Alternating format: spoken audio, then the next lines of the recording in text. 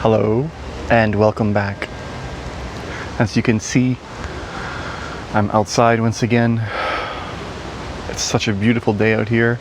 Warm, a bit humid. No excuses. This is going to be a really good video. This is going to be something that's really close to my heart. An experience that for me was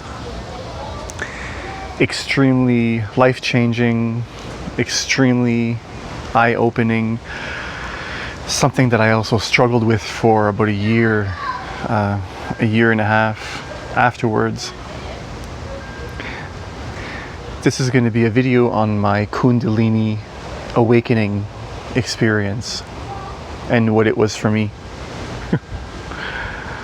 So let's get right into it. Now, before I go into the details, I want to help you as the viewer and someone who may not have experienced this yourself understand what it takes in order to have certain types of spiritual experiences for yourself. In order to get to a point where this becomes a reality for you, you need to feel on the deepest level that there's nothing for you here anymore. When you're ready to fully let go of all of this life has to offer, and you feel that you can never be fulfilled, and you know it to your deepest core, you almost get to a point where you want to leave this place, and the deepest longing for something else, something real, is unstoppable. It's a flow that's in you. And when you're at this point in your life and you're open and you're ready for more, these types of things can manifest for you if you're ready. So let me get into my experience here. I had been going through a real intense moment in my life where the desire for enlightenment, the desire to reach my inner peaks of my being were the number one thing. There was nothing else I wanted more. And to the point where I could go into my meditations with this single pointed focus, and I was this specific night as well. I oftentimes would be on the brink of tears, so much emotion, and digging deeply within myself with such an urgency, as though it was the last moment I was going to be on the earth, as though a meteor was just about to strike the planet right where I am, and I had seconds in order to reach my depths. This was my absolute last chance, and this is the intensity to which it takes. This is the intensity to which I was in that state of meditation, where I was going into myself and really, like a blind man looking for his keys on the floor, just, searching, going in deep, deep, deep. So with that said, I was on the floor, had my legs crossed, and I was doing as I often do. I had some teachings on from Osho at the time, and also some music playing. I had my headphones on. I actually was high. I was smoking weed at the time, which I don't anymore, which is a long story. But anyways, I was high at the moment, and which I did for all my meditations. Just I was always high at that time in my life. Something suddenly, and it's so difficult to put this into words because unless you've experienced it for yourself, you're not really going to understand what I'm saying. So just bear with me. And in that instant, I understood what Jesus was talking about when he talks about the Father, the Son, and the Holy Spirit. Because suddenly I wasn't how to say this? If you could imagine a state within yourself that you're not you anymore, you are God. And as God himself, there's no fear. You couldn't even imagine thinking about fear. I was so far detached from the experience of your everyday emotions as a human being, anxiety and things like things that would normally hold a person back from doing certain experiences. In that instant, I was something else.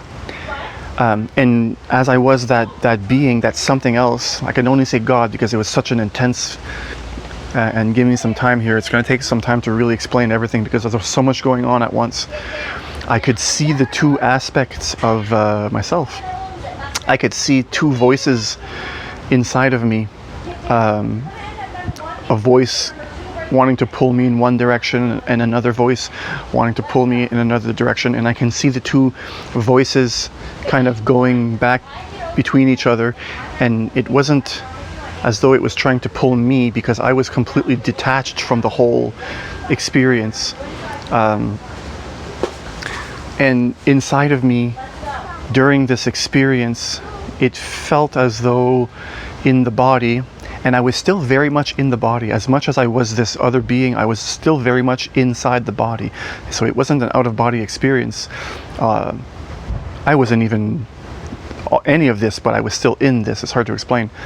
There was like this blue light, a blue flame. It was a blue flame right around my solar plexus and sacral region, the belly button type of region. A blue flame that was on fire. It was burning, and I didn't feel any burning, obviously, but it was clearly there. It was clearly inside, not in the body, but in the ethereal body, in the energy body, burning, and this energy was shooting upwards. It was an upward flow of energy, just a continuous. So this was the experience while I was detached from the mind, the body. I was this other essence, and in that feeling during this energetic flame, blue flame. It might be a long video. There's a lot that happened.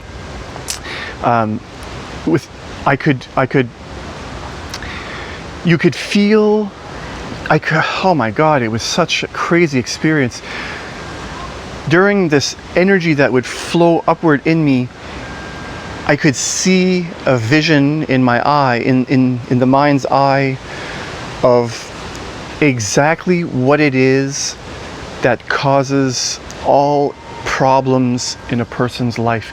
I could clearly see that the reason all of our stress, our anxieties, the reason we lose ourselves and our emotional outbursts, every problem we ever had in our life was shown to me in kind of it was a vision really, and it was an upward flow of energy that in the center of your being, that is where you're most centered, where you are you. And while you're flowing upwards, oftentimes there's these events in our lives that will shoot us, kind of grab our attention from one side of the other of our being, and then we lose. Instead of flowing upwards with our being, we become detached from ourselves and move in a sideways motion, and then we get stuck, so we don't evolve while we're lost in whatever it is that's happening. And I could see this every time I would have a certain thought. I could see it was very much a visual, like a movie playing in my mind, in the eye at the same time. A thought would come in, and I could see the energy being pulled towards that direction. It was just the most incredible thing. And during this whole time, I had this overwhelming sense of There's not one question I need to ask. There's nothing I need to know. Because you would imagine that all of a sudden, if you'd have this experience, you'd have all these questions you'd want to ask, like, how's the universe made? How is it that humans are born? Did I have past lives? Like all these types of questions that you would imagine you'd want to know. I had this inner feeling, the deepest in which I was, the deepest being, that asking any question was ridiculous. Even the idea of wanting to know was so ridiculous, was so beyond anything that I would have desired in that experience. I felt as though I had literally the entire knowledge of the entire everything. And when I say everything, I mean everything. Within that experience, I had at my grasp all of the knowledge I could ever want within an instant. This was a deepest knowing within my being, and because I had it, there was no sense of looking for it. I didn't know it intellectually. You see, I couldn't just say, oh, this and this happened, but I had it. You see, and because I had it, there was no sense of even looking for it. It was the most powerful experience I could imagine. So I'm there in meditation. The music is heard, but I don't hear it. The teaching is going on. I can hear it, but I don't hear it. I'm not listening to it. I'm so far detached from the experience. I am God in that moment. That blue flame is going up. And bear with me, it gets better. That blue flame is going up. I'm seeing all this, this vision that I'm explaining now. And I know in that instant that I'm never going to sleep again. I know that I'm never going to fall asleep, because the being that I am now doesn't require sleep. There's just such a strange knowing you're not even you anymore. It's so detached from the experience of being a human that it's really hard to grasp unless you've experienced it. So let me move on. Okay, so I get up with this new experience in this, this light, this energy flowing upward. If it was affecting me in the physical sense, my hair would be going up, my beard would have been, because you could feel this upward of energy. It was amazing. I went to lay down in bed. I said, okay, well, let's just go. I'm just going to go through the motions. I'm not going to sleep, but here I'm going to go anyways. So I walked over, I went to the bedroom where my girlfriend was, and I laid down, and the vision continued. I died. I literally, the body and the mind, most powerfully the mind, went through a death. I was shown in the most, and while I was this being, while I was God, that's the only word I can use. Try not to get too attached to labels. I'm not talking about the Father sitting in his throne, but I was the being of everything. So I'm laying down, and I'm noticing the body dying. It's going through its final breaths. It's, exactly what I guess you would imagine maybe. And the mind was going through. Well, I went to hell. I went to heaven. The mind went through the same process that it would as you're dying, as I would die. And I went through that process, but as a God. And when I went to hell, of course, you've seen what you imagine it would be. Each person's hell and heaven is to their own, right? So, and I seen that there, that my mind was told many times that hell is on fire, metal is red and hot, and that's what it was. And it's funny because while I was going through this, I'm like, yeah, that's the feeling I had. And I'm like, okay, yes, hell, moving on. And it was funny, I was kind of almost laughing inside myself at the ridiculousness of how we fear death, at the ridiculousness of, how we fear hell and all that stuff, and that it was just really nothing more than an illusion, a final playing of the story inside your mind. I went to heaven, and even that I was like, okay, continue, because I seen that it was just an illusion. I was shown the vision that hell and heaven are just illusions of the mind. So Then I had this most crazy experience. Even now, as I'm speaking this to you, it's still fresh. You know, it was about a year and a half ago now. Still, it just got over this really. Still remnants of it in my being, you know, of attachment, because it was so powerful. So this is to me what was the coolest part to me. Well, all of it was just, as I'm laying down, I went to the tunnel. I went towards that whole tunnel thing, and while I'm dying, my body, after the body's death, I felt this, as though two snakes were about this big from my waist, were coiling, were going up inside my body. And the most memorable part of this experience was that my body actually moved in the same, like it was, you know, it's as if there was actually snakes in me. The stomach moved, everything moved, and the funny thing is, I was not controlling my body. Was not doing anything at all. This was all happening by itself. The snakes were coiling up in my body, turning around, going up through the chakras inside.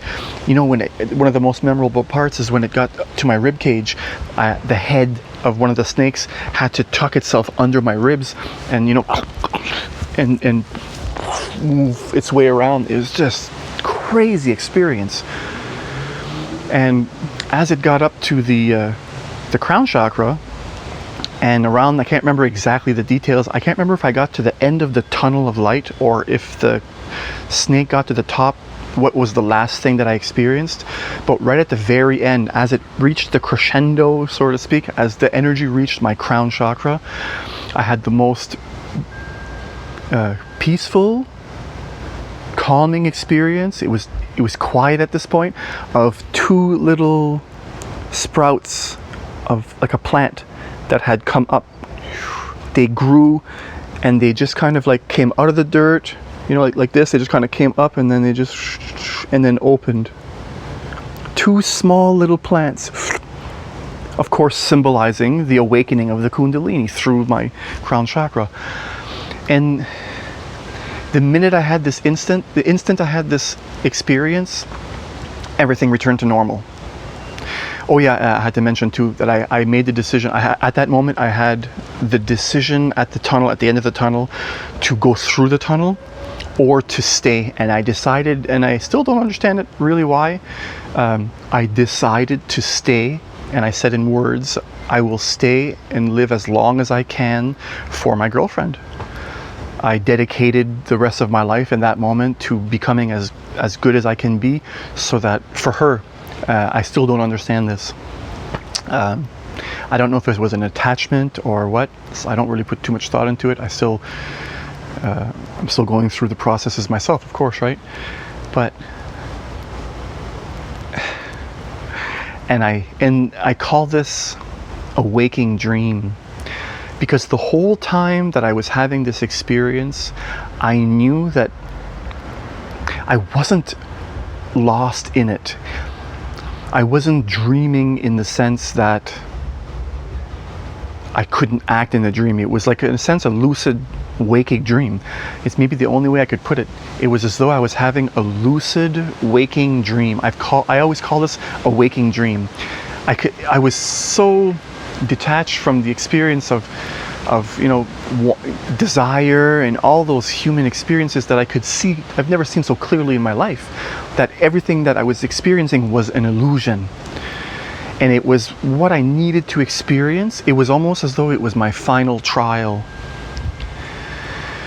And the thing that I struggled with the most, because up to that point I had many about every 3 months I would have these huge mind-blowing experiences that would change my outlook on life, and it was fun. It was a time where I was always looking forward to the next cool experience, and it was great. And since that final one, I've never had anything since. I never had one more experience after that, since that waking dream, since my Kundalini rose and sprouted through the crown. But the one thing that has happened afterwards was the final struggle, which was the hardest thing that I've ever had to go through, one of the most difficult spiritual challenges that I ever had to experience, and just feel like I'm ending it now.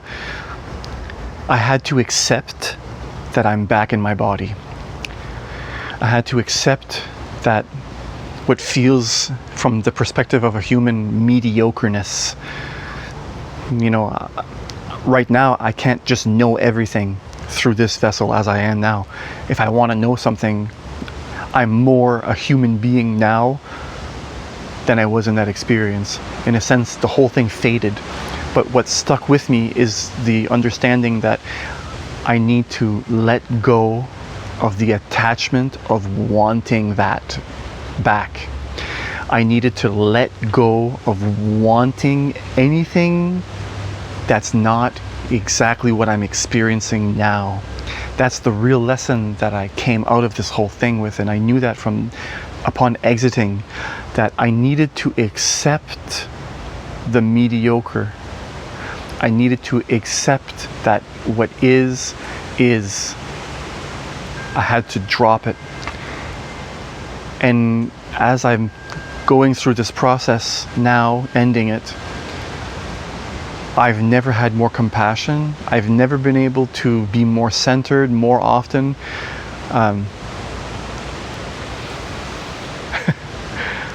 We'll just say that the entire experience was extremely enlightening.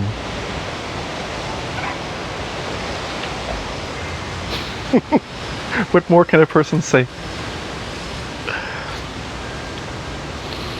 So that wasn't my first experience of that type of thing, but it was definitely my last one so far.